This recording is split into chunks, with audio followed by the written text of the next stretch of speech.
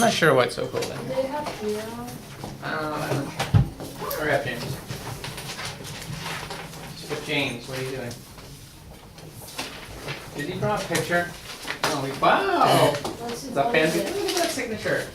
That fancy signature. Alright. Hello. Thank you. Thank you, Selman. And Selman. Yeah, I just skipped. Oh, you did. Okay. Great. I'll mark these in a little bit. Yeah, I have to record this this class because we have people who are away from the morning class, so they have to catch up and figure out what we're doing in class. So try not to be disturbed by the class. Hi, how are you? Pay attention. Get off Facebook. So yeah, we're gonna get started. You guys remember what we talked about last week in my class on Lincoln Douglas? What did we talk about? Philosophy. We did talk about philosophy. Good. Morality. Very good. Yeah. Very simple, well, I wouldn't say simple, but very, very core fundamental philosophical concepts. These are the ones you talked about, is specifically utilitarianism and specifically consequentialism. These are things that are always going to be coming up in discussions of philosophy, and then a lot of the more abstract, more direct concepts, you guys. Did you push the button? I did. Thanks for We're done? recording. Okay, Yeah, thank you, good. sorry. No problem. They're going to be popping up, and you're going to be seeing them over and over again. So let's have a little bit of a discussion about them. Does anyone have any thoughts or questions? Questions would be great about any of the things you guys read. Deontology is a big one too. Well, what is deontology? You should all know this. Deontology. You all did the homework. Deontology.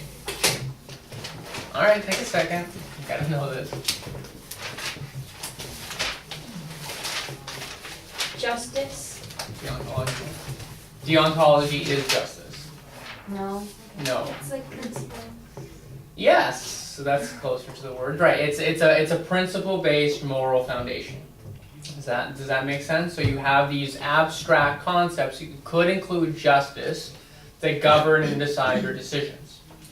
So a lot of the things we talk about will be deontological, as a rule, especially if we're having debate rounds where we're talking about things like things being justified or not, or things being just, or if there's justice inherent to the resolution, right? Because if we're going to use justice as a rubric, we would be using a deontological approach to values, where we determine that we should value justice because we should base our moral decisions in respect to this principle. Okay, cool. So a couple of more terms and stuff that we have to discuss in class, but hopefully and thankfully by the end of this class, we're going to be getting into more functional and specific concepts that you can directly use in debate rounds, specifically directly use in Lincoln Douglas debate rounds. So that's good. I think to start off class is, now that we've had a bit of a foundation of decision making and ethical good decision making, the question I want to start with today's class is how should nations make decisions?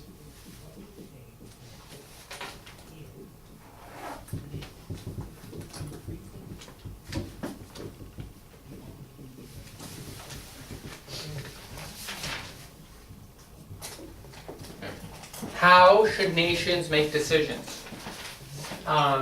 So yeah, I know a nation and a country is a bit of an abstract thought, but let's say you were running a country. How should you make decisions? There's a bunch of different ways to make decisions, but how do you do? Utilitarianism. How do you apply that? So now you know there's a foundation. How would you apply that? How do you make decisions? The thing that benefits people the most. How would you determine that? So okay, let's say you have an idea, you think making this decision will benefit people the most. How do you execute that decision? So how do you determine what grants people the most utility?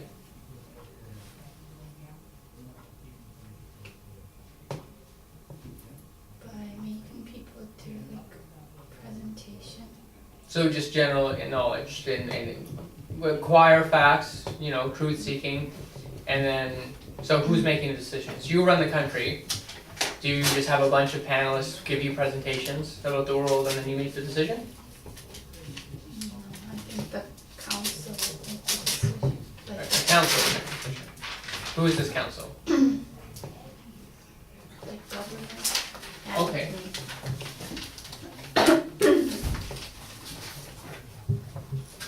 So, government plus people. Why do you need the government? Why not just you, Sophia? Because I may be making the wrong decision, and if the government, the majority of the government people vote in favor of what I think is right, then that means that the nation will. Okay, so we just got into this concept that kind of just flew by, but it's an important one. It's this idea of voting. So why? So if the decisions are being made between some council, some group of people like you, why are you using voting as a tool? Because then you can know like how much people agree with that decision or not. Okay. Why does it matter how many? Because if the majority favors the decision, then that means the majority of the citizens will favor it. Alright, sure, I think we can reasonably make that assumption that if people are voting for something, then that best represents their opinions. Seems reasonable, right? Why else would you vote for that thing if that's not really what you want?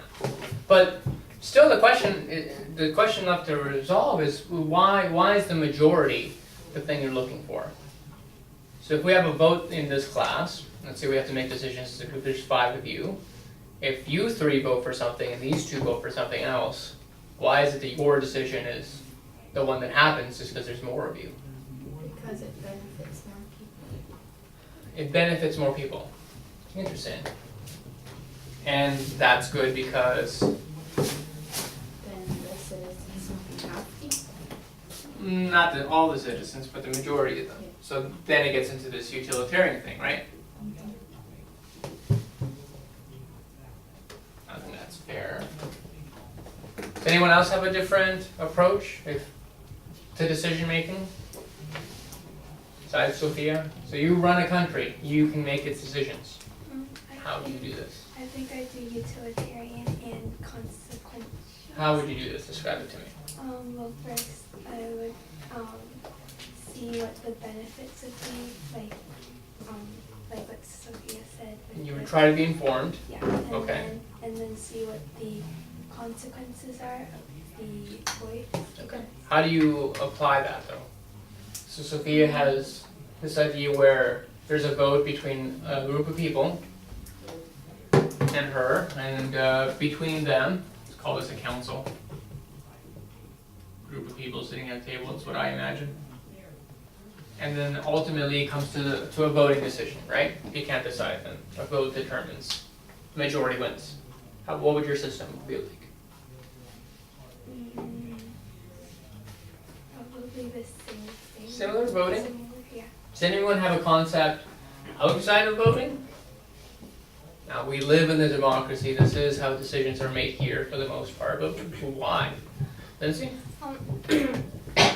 I would use utilitarian, but for others like things like I would do like I would see the consequences and like see the benefits and the downsides and use utilitarian on them. Describe it to me. Pardon? Describe it, like what would it look like? How are like, decisions made? I would just make a simple chart or something and then like list all the benefits. So who's doing this, just you? No, the council, I guess. So, okay. Well, sure, yeah. Are you deviating from this structurally? So I'm looking into how society is formed and how the process looks. Describe to me the process and we'll determine the values from this. So the application of these abstract moral principles is extremely important, right? Because this is how we're going to get into real world stuff. So let's really focus on this idea of voting. Is anyone here opposed to the idea of voting? So like you would make decisions entirely void of a vote. All of you are committed to the voting system. But why? Sophia tells me it's because the majority, if we do the things that the majority wants, we're going to maximize utility because those people are going to be happy, and since there's more of them, then that's fine, that's justified. Anyone want to deviate from that? Maybe like the most reasonable. The most reasonable person. So let's say that's you.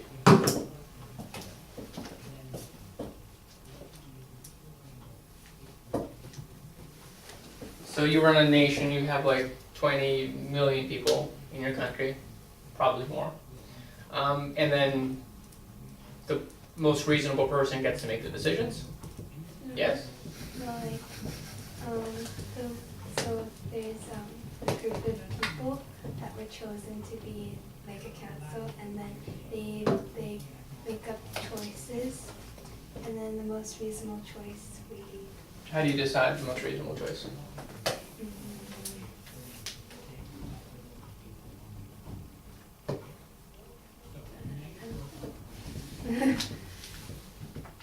How do we do this? If we just debate back and forth, eventually it's always going to be split up, right? Very rare you get a unanimous decision. Would you have to rely on a vote at some point, or something else? There could be like, I guess, like another group of people that are just judging. Well, why don't the judges just make the decisions in the first place? Because they have to know what the consequences are and the benefits. Like, Yeah, why don't you just have one group of people that knows all of the stuff making the decisions? And then how does that group of people make decisions? There's dissent. The people disagree. It's hard. Anyone else? So I had a very similar system, but it's not really complete. So you want to make the most correct decisions possible, but how do you decide the most correct one? What's your process? What's your method here? Everyone so far has been pretty happy with voting, but can anyone give me like a really, like an alternative justification or perhaps a criticism of voting? Why can voting be bad sometimes, Lindsay? Because the people who are voting make bad choices. Like it's not necessarily good choices that people make, even if it's like majority. Very true. Oh, thanks. Appreciate it. Yeah, sure, the majority can be wrong, for sure. Okay. And there may be corruption in voting because some people may just pass around illegal money and it will affect the voting process. For sure. Corrupt campaigning. One could argue that if both of us are looking for people to vote for us and one of us has an extreme amount of money and that person gets to, talk more and publicize themselves more, maybe that's a bit unfair. James? Not everyone votes nowadays. Also, not everyone votes, so interesting.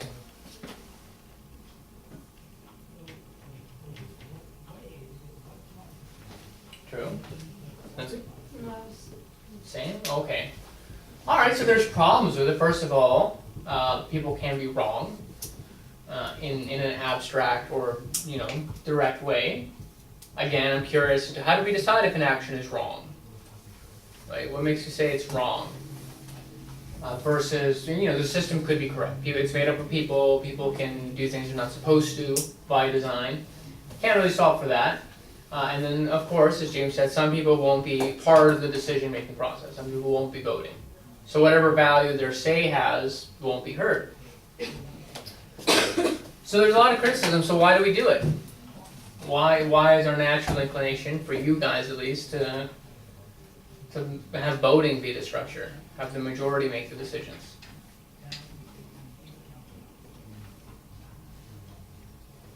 Anyone?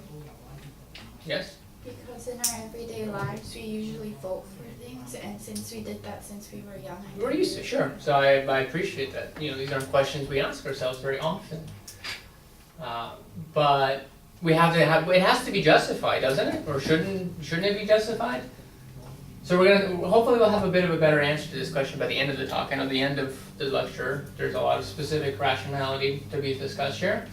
But I think the question I want to end with, to segue perfectly into the next one, is in a democracy, if you have 3 people and they get to vote, and you have 2 wolves and a lamb, doesn't democracy dictate that they get to vote on what to eat for dinner? And what does that mean to the lamb? Right? Is that justified? You guys see the picture? 2 wolves and a lamb voting what to eat for dinner. Is that fair? So the question is, to what degree, what are the limitations of the majority? Let's talk about that. Can the majority decide anything? You're all pretty keen on it, right? You're not intuitively opposed to it. But like, what happens if there's an extreme? I would say, what if there's an extreme consequence to a minority? Is it always justified? Right? Sophia is arguing that, well, most people are happy, so, that's the best we can do, really, right? But what if the consequences are extremely dire? So, like, we're limited on food, so there's only 6 of us here. We have to decide, okay, we're going to starve to death. One of us has to be eaten to be sacrificed for the group. So, Sobin's the smallest and weakest. She'll probably put up the smallest fight. Can we just vote to eat Sobin? She's going to vote no, but like, does it matter? Most of us decided that it was fine. Can we eat Sobin?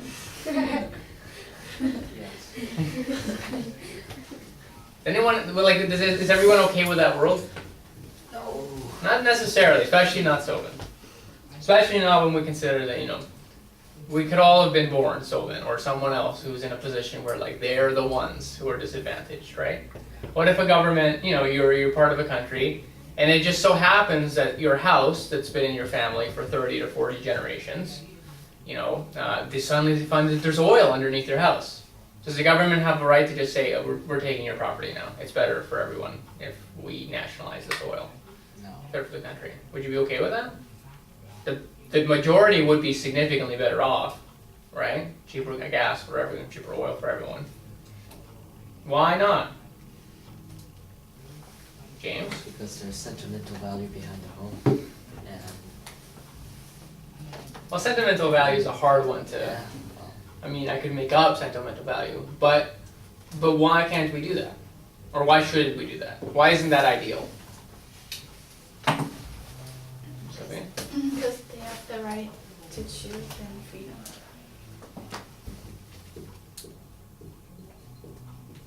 Okay, and this is perfectly what we're going to talk about in this class. So we live in a Western liberal democracy. Oftentimes these ideas get lumped together in pretty dramatic and silly ways. Liberal and democracy, right? If you live in a democracy, that simply means that the majority makes decisions for the nation. That's all it means, right? If we lived in a world where Sobins get eaten all day, or your house gets taken because it's in the interest of the government, you live in a democracy. Simple as that. That's just what democracy means. You get a vote, you get a say, but if the majority outweighs you, that's just too darn bad for you. This idea of rights protections, this comes from the idea of being in a liberal society, right? So in a very meaningful way, having protected constitutional rights is an extremely important part of the progression of the political process of a country. And it's fundamental to our existence as people within a nation. Does that make sense? We've talked about decision-making processes, but you need to have some sort of, or you should have some sort of protection mechanism from just tyranny of the majority, right? If everyone in the country got paid $5, like the government sends you a check, everyone gets $5, but you have to allow for like these 7 people to be executed without trial, that's a scary world to live in, right? Obviously everyone's going to vote for probably the majority would vote for the $5 because that's in their best interest. There's no consequences to you, but I get an extra $5. But no one would ever want to be in a situation where suddenly you're one of those people, right? That gets sacrificed, gets thrown. So we try to protect from that with this idea of rights.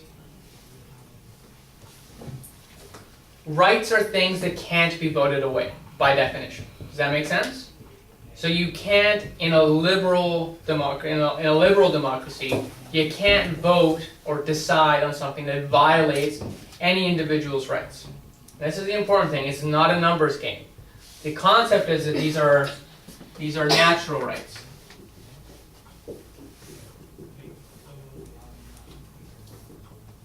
These are fundamental rights. So by sheer virtue of being a human being, congratulations, you've accomplished this amazing accomplishment of being a human being. Simply for that, you are protected by constitutional rights. Does that make sense? Or in most countries that are liberal, you have this idea of granting rights to your citizens. These rights protect you from certain decision-making processes. Does that make sense? And you don't earn them, you just have them. You're a human being. So you have these rights. So we're going to talk a little bit about that today. So yeah, the first part is that it's an inherently entitled element to your humanity. To the fact that you are a human being, by default, grants you certain rights. And rights are debated all the time about which ones you have within governments, within structures. But that tends to be a very important feature, that all human beings are entitled to the same fundamental rights. If you have to earn it in some way, it's not a right, it's a privilege. Does that make sense? So there's a meaningful distinction. You do nothing. If you do nothing, you just sit on your butt all day, you have rights. Does that make sense? If you do something, on occasion you can earn privileges. For example, driving is a good example. Is driving a right or a privilege? It's a privilege. I have to be a certain age. I have to pass a certain test. Does that make sense? I have to accomplish things and not to get into car accidents, and I will continue to have the privilege of driving. Now, you can argue that you have the right to access, driving. So the government can't just say, you group of people are never allowed to get a driver's license. That would be discriminatory, and that would violate my rights because I'm not given equal opportunities. But the actual act itself is not based on an inherent feature of my humanity. Right? You can't just drive because you want to, because you're a person. That's not how it works. It wouldn't be a right. And the reason why it wouldn't be a right is because people would die. And the reason why that matters is going to be something we're discussing today. Okay. So this idea of states giving people rights, or more importantly, states making decisions, it's based on a very, very important but very silly concept known as the social contract.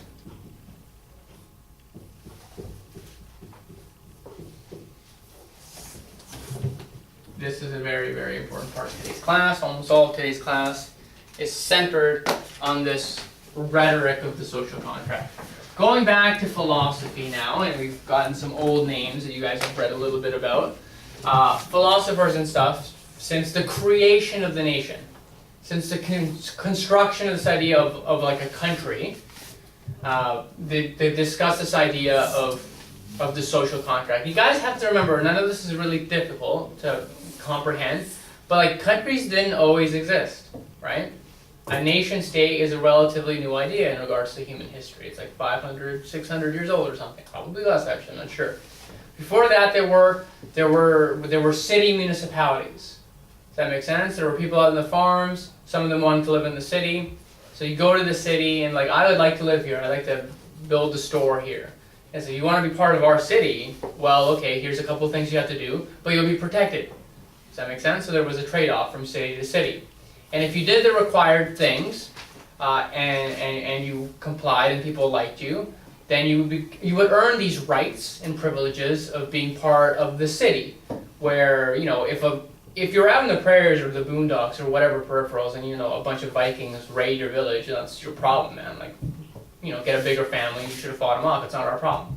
But suddenly when you're part of this collective, when you're part of this community,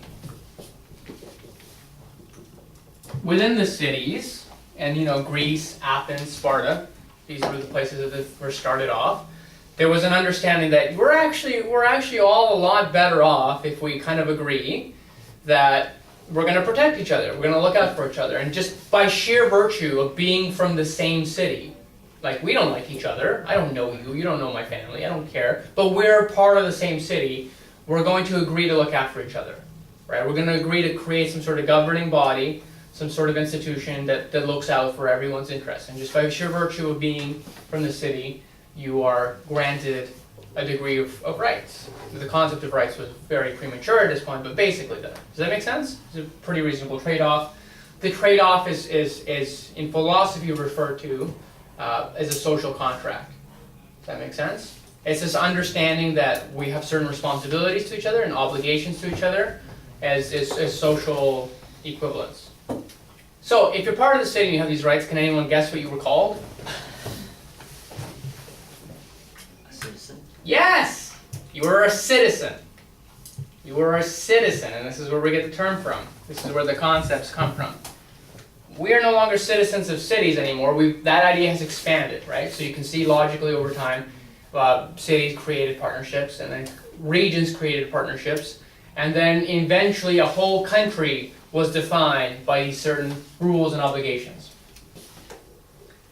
So it used to be back in the day, everyone got to decide. It's like, okay, I'm taking my family here, I'm going to pay these taxes and give up my son for war and whatever for the benefits of being part of the city. And then their kids would, by default, accept that or move out of the city. And that concept's expanded, right? If you don't like being a citizen, move out of the city. Forage for yourself out in the woods. If you're out in the woods and you want to be part of the city, all right, here's a couple things you got to do when you're part of the city. You're a citizen. But now in nations, we don't really have that anymore, right? You're just born in the country you're born in. And if you don't like it, well, that's just too darn bad for you. You're still a citizen. Right? So even if you kind of suck, or the country is just by sheer whim doesn't like you, you're still a citizen of that country. They still have responsibilities to you. Likewise, if you don't like the country, for the most part, that's just too darn bad. Now, theoretically, you can always move out of the country, look for asylum, but that's not very practical, right? The social contract today, in most conventional terms, has a lot of weird weaknesses. Where you don't really have a choice. What kind of a contract is a contract you don't have a lot of choices in? So it's by definition a bit of an oxymoron. But this is the origins of it. Does that make sense? You guys see where it started from and how it kind of made a lot of sense? So why this is important in today's class is that a lot of philosophers have just philosophized, whatever you want to say, on this concept of the social contract. And they invented it and they've expanded on it, where they were looking at these cities and they were looking at these provinces and they were looking at these nations and they were asking themselves, how is the system in place justified and what is a more justified system? So they just applied systems of justice and good governance and moral decision making, and they applied it to the nations. Simple as that. So we're going to go through a couple of them. Two of them are mostly just for the fame. And then one of them is actually super critical.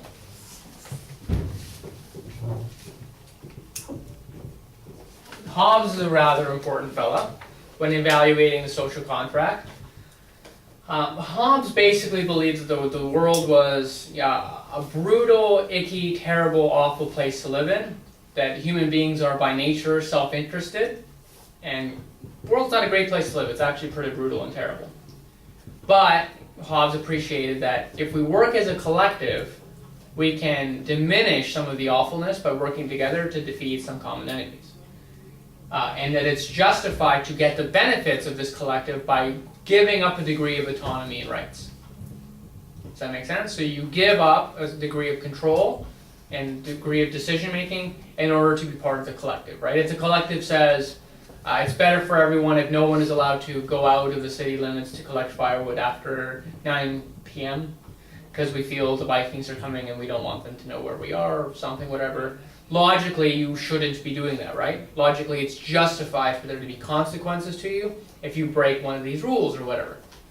Makes sense, right? And from Hobbes' perspective, I'll just give you the quote.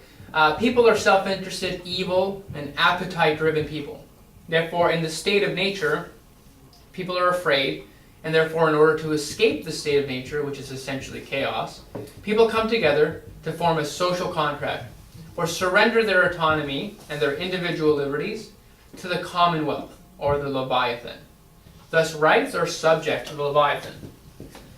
So in his perspective, the rights you get, they're all relative. All the rights you have are just because the Leviathan, the monster, the commonwealth, the collective, has decided that you can, we can afford to give you these luxuries. Does that make sense? But at any moment, if the collective says, yeah, we don't want you to have this right anymore, you lose that right. Does that make sense?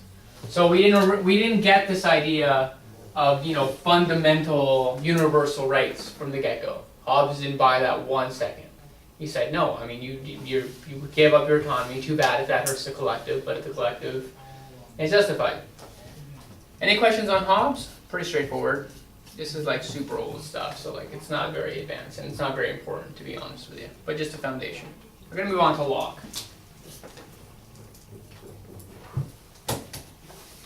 Locke's a special guy.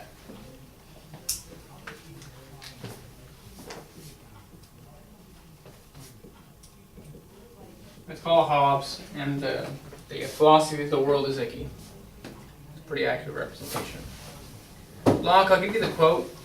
Humans have certain inalienable rights, natural rights that are intrinsically reflect the dignity of man. Consequently, the role of the state is to protect these rights, part of the social contract. In cases where the state fails to do this, and actively infringes on those natural rights, the trust in which the contract is based on is broken. And therefore, it's okay to no longer be loyal to the state and rebel. For example, when the state removes your rights and liberties and prevents representatives from meeting, and the rule of law is ignored, rebellion is justified. Therefore, human rights are universal, not subjective.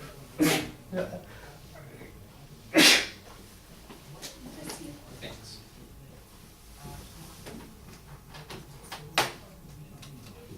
So Locke expanded on Hobbes' idea, and he disagreed with him fundamentally, and he said that there are some rights that are universal, and if the government, the social contract you're part of,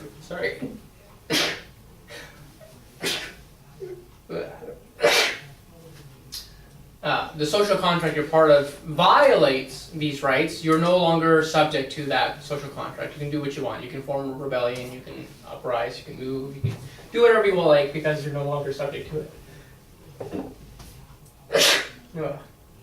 Weird. Must be getting sick. Does everyone get that? Does everyone get Locke's principle and how it's pretty different from Hobbes? Right? So obviously kind of an important part then is determining, well, okay, which rights are universal rights? Which rights, like, can the government never take away from me? So that I can like rebel or whatever if I feel like it. If I can create a battalion of people who agree with me and like gain support and like overturn the city and then overturn the government. Can I do that if, like my mail is 2 weeks late? Probably not. That seems like an unreasonable burden on the state. But like, if the state's not allowing me to vote, if the state is taxing me for stuff that I don't receive any benefits from, if I feel the state is unjust, then sure, why not? I can revolt. So that Locke is fundamentally a founder of a very, very important idea. This idea of universal, inalienable rights. Cool. And then the last guy I want to talk about is actually a favorite dude of mine. Oh, but before that I want a little activity. I've been talking for a long time. So a little bit of activity. Do you guys mind if I erase this? Do you have the names? That's the most important. So write down, make sure you have social contract, Hobbes, Locke. Nice piece of paper, I assume you all do. Alright. So as a class now, I'd like to form just a bit of a list. Let's see how creative you guys can get, or how much thinking I can get out of you guys. Let's create a list of rights. What rights do we have?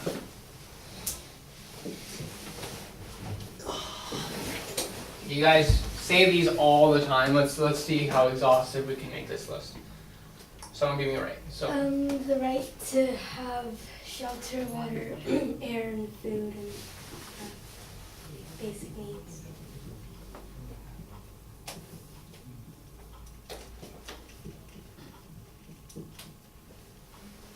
Let's define this. Would everyone agree that we have the right to shelter, food, and water?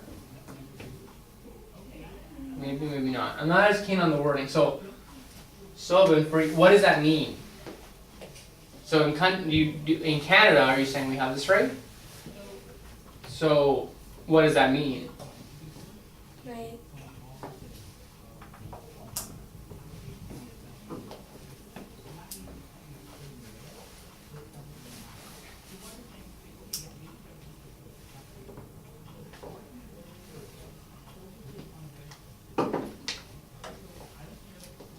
Alright, so does that mean that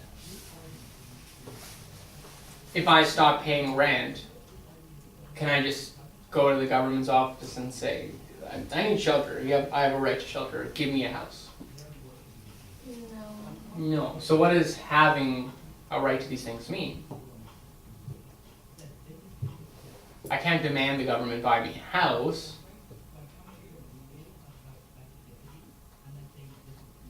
Sophia? Maybe you have the right to have shelter and food and water. What does that mean?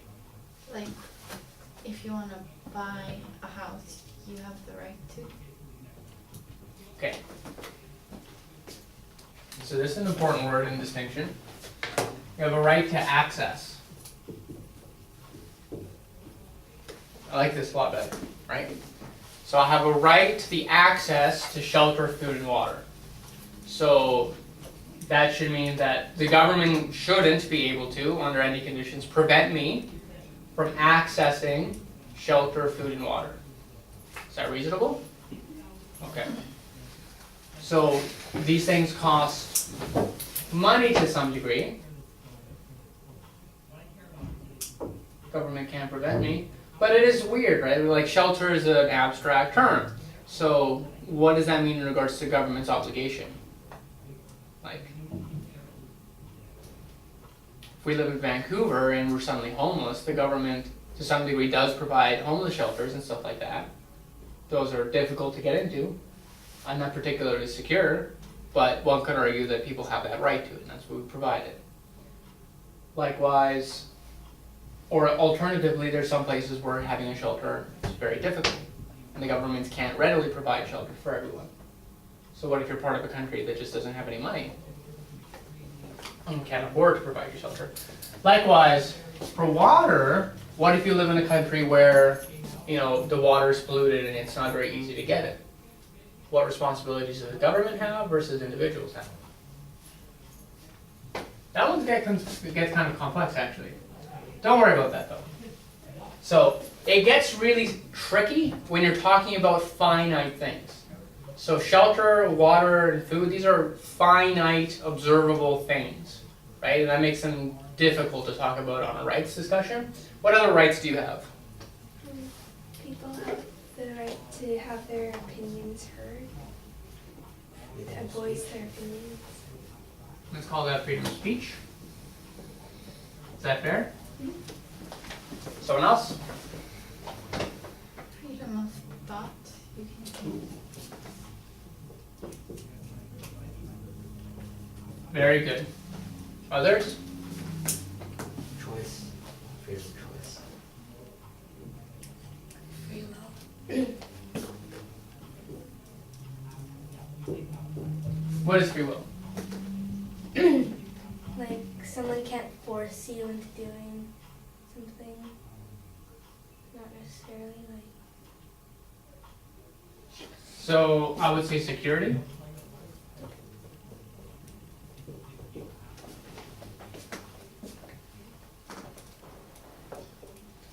People over 18 and are citizens of the country have the right to vote. Right to vote.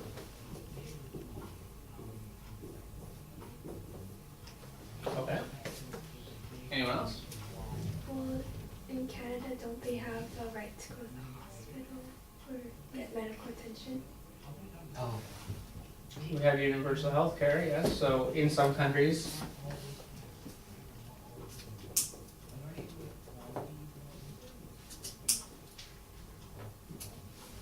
we have health services, sure. Anyone else? These are all the rights we have. I think it said on the contention or something that like UN or something that children have like right to like have education and stuff. Yes. Are these like official like human rights? That's what I'm gonna talk about right now. That's important. Because the shelter, food, and water is like the human right thing. Yes.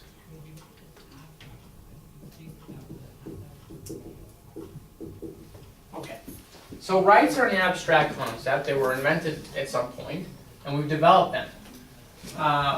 In regards to human history, it's rather relative, but like something like 50 years ago or something, the UN created a Declaration of Human Rights, right? So the governing body representing the entire world and all of its governments created a Declaration of Fundamental Human Rights, right? So rather than allowing governments to determine for themselves which rights their people have, the UN created a document that determined that these are fundamental, that all human beings, regardless of where you live, are entitled to these rights. And we're going to be very upset in any countries that don't provide these rights to its citizens. So in regards to government responsibilities, that gets into an interesting one, because the most important thing about all of these things, we're going to talk about that in a second, is that all of these things are fairly subjective or relative. And even though they're fundamental rights, that doesn't mean that there's not conditions on them, like extrinsic conditions. We'll talk about them. A couple of internal ones. So you'll notice in this one here, the right to vote. That one's relatively conditional. Like you have to be 18 years of age or older to vote. That one's a conditional right. It's conditioned on an individual's rationality, or what the state has determines rationality, right? So they argue that you're not capable of making decisions in your own interest. You're not rational enough to make these decisions until you're 18. Right? States can often determine that when a person is insane, they no longer have the rights to make decisions for themselves either. Right? Someone else is responsible for them. These are all going to be very important. Any other rights, guys? In the human rights, it said something like if a man and a woman have the same job, like they have the right to like get the same like pay or something. Okay. Any equality?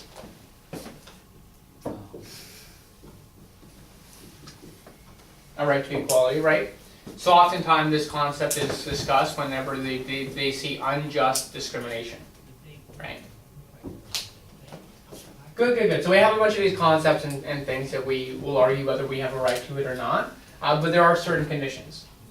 So I want to talk about the next concept, and then we can debate about the realms of how do we evaluate when we have a right or not. These are all concepts we talked about, kind of, but how do we determine whether or not the rights we have are actually justified, or whether we actually have these rights or not? How do we discuss when something is a right and when something's not? Oh, just so you guys know, freedom of speech is often seen as an application of freedom of thought. Sometimes they're like the same thing, they're branching off. And freedom of religion is an expression of both freedom of thought and freedom of speech. Does that make sense? So, yes.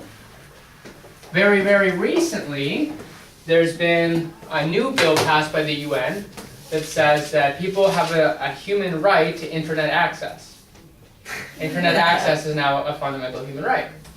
So these concepts change all the time. The reason for that is that during the recent revolutions in the Middle East, governments have shut off the internet to quell protests.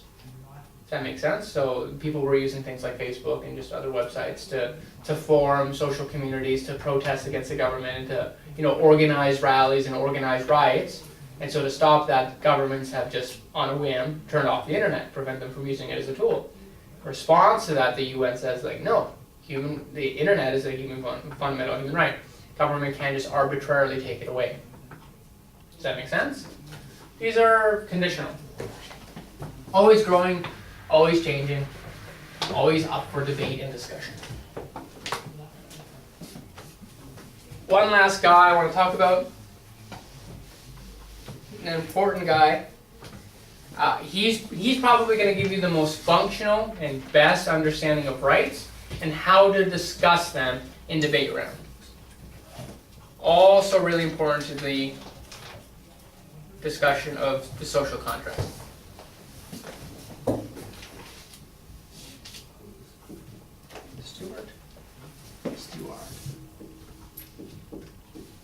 John Mills.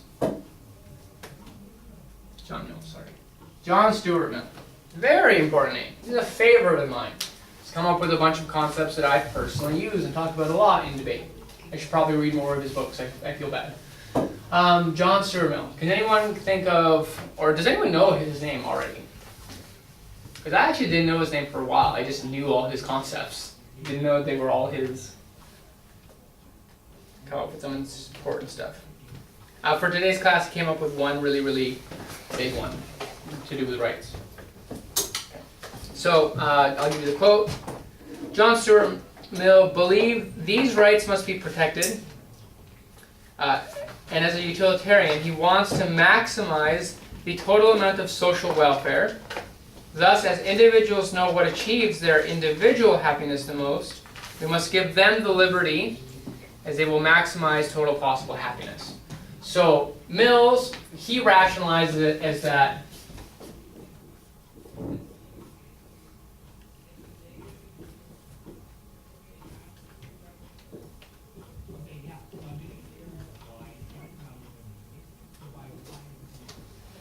John Stuart Mill's rationality is that his fundamental belief is that the best person to decide what would make me the happiest, my personal utility,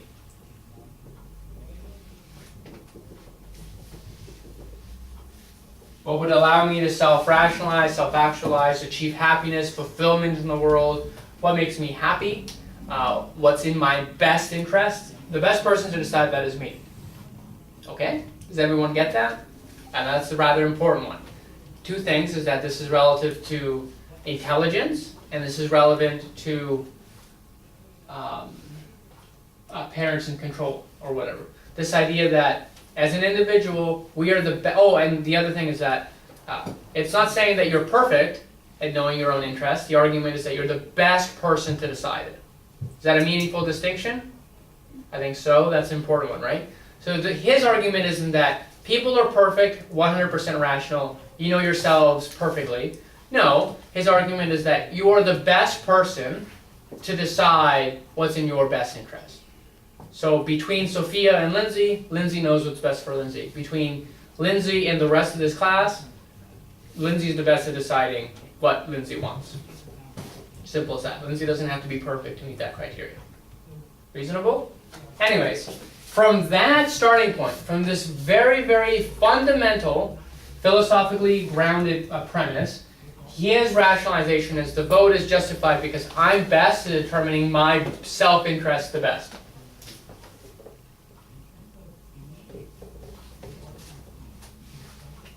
And then the vote determines self-interest. This is fundamental, guys, right? I get to decide for myself what's best for me. And from this foundation, my vote indicates to people what I feel is in my best interest. What I want to happen the most.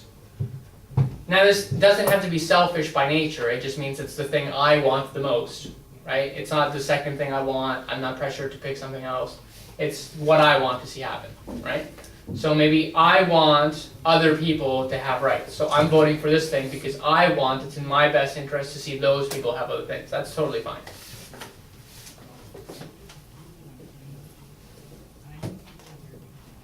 And then from the vote we get this idea that Sophia started the class with. It's very simple. Is we want to maximize utility. Right? All people are equal. Everyone has the same amount of rights. We like all people equally. So if there's more people on one side, then they're slightly more valuable than the other because they're equal. 2 is bigger than 1. Does everyone get this chain of analysis, right? It's simple enough. Okay. So his understanding is that he created what's known as the harms principle. And this is important. You exercise your rights insofar as it does not hinder the ability of others to exercise their own rights.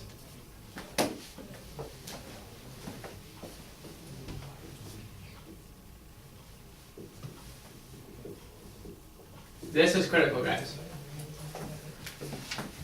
So this is how we evaluate rights. According to John Stuart Mills, we exercise the harms principle.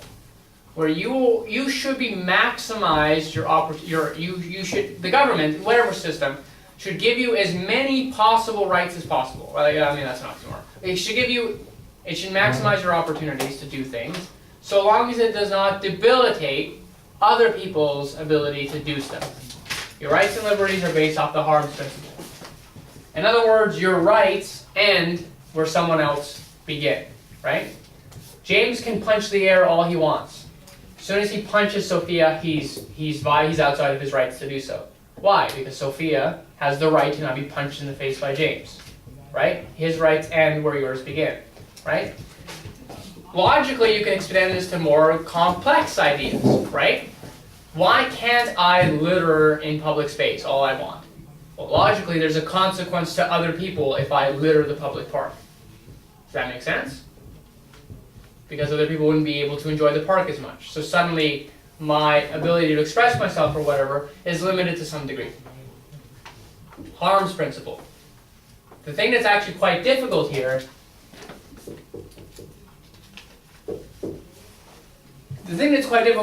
and this is always redefined, always extended upon, and always discussed, and always up for debate, is this idea of what counts as a legitimate harm, and what counts as a legitimate benefit. And there are scales and relativeness to it. For example, the utilitarian benefit James gets from punching the air is rather subjective and not particularly meaningful. For example, it would seem justified if James wanted to punch the air right now, for me to say, James, could you stop punching the air? You're being distracted. Now we have two competing interests. The distractibility of James versus the pleasure or benefit James is getting from punching the air, right? And it seems reasonable that, 9 out of 10 we're going to say, well, distracting is more valuable and more meaningful. And even if, people are only a little bit distracted by James punching the air, that harm is enough that it would clearly steps over and defeats the benefit that James is getting, right? If we're evaluating these two things, the one outweighs the other. However, if James is a Muslim and he's suddenly doing morning prayer, and he's prohibited from doing it in a place that's not distracting, one would argue that his religious freedom and the benefit he gets from expressing his religion